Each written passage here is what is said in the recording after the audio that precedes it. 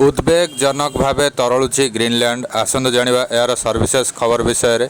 अमेरिकार महाकाश गवेषणा संस्था नासार जेट प्रपलेशन परीक्षागार एक सद्य अध्ययन बरफ देश ग्रीनलैंड संपर्क में एक चिंताजनक निर्यास आनी। ग्रीनलैंडर बरफ गुड़िक कल्पनातीत भाव तरली जलवायु परिवर्तनर आशंका को स्पष्ट करिछि।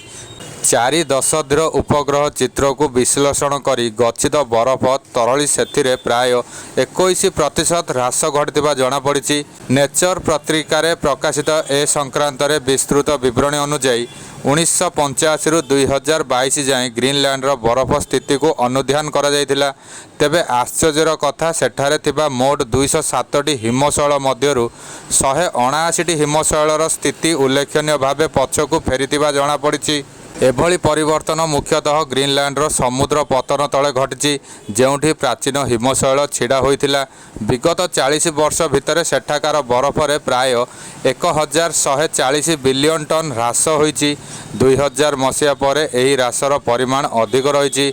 विश्वर पाणीपाग ढांचा और परिवेश प्रणालीर सुदूर प्रसारी प्रभाव जोगु एपरि होइतिबा पाणीपाग विशेषज्ञ माने आशंका करिसंति।